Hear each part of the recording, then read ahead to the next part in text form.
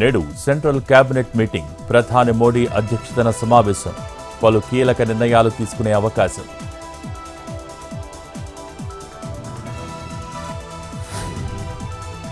రైతులు, పేదలకు ప్రధాని శుభవార్త.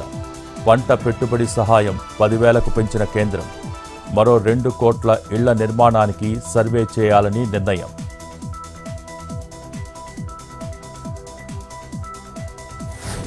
తెలంగాణలో రేపటి నుంచి టెట్, 17 జిల్లాల్లో 92 సెంటర్లు ఏర్పాటు. ఉదయం 9 నుంచి 11:30 వరకు మొదటి సెషన్. పరీక్షకు 30 నిమిషాల ముందే గేట్లు మూసివేత. నేటి నుంచి దక్షిణ మధ్య రైల్వే కొత్త టైం టేబుల్ అమలు. పలు రైళ్ల సమయాల్లో మార్పులు.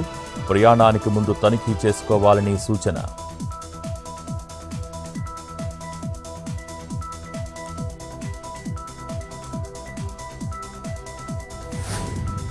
తెలుగు రాష్ట్రాల్లో తగ్గిన బంగారం ధరలు. 22 క్యారెట్ల 10 గ్రాముల పసిడి 71,090, 24 క్యారెట్ల 10 గ్రాముల పుత్తడి 77,550, కిలో వెండి ధర 97,900.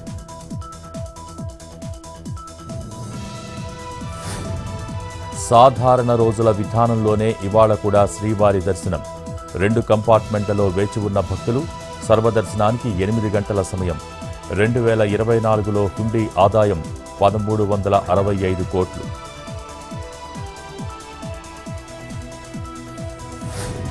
కొత్త ఏడాదిలో ఆలయాలకు పోటెత్తిన భక్తులు.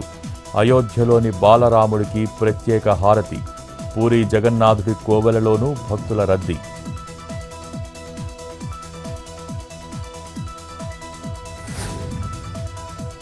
మన్యం జిల్లాలో పడిపోతున్న ఉష్ణోగ్రతలు. పార్వతీపురంలో కమ్మేసిన పొగమంచు. ఇబ్బందులు పడుతున్న వాహనదారులు.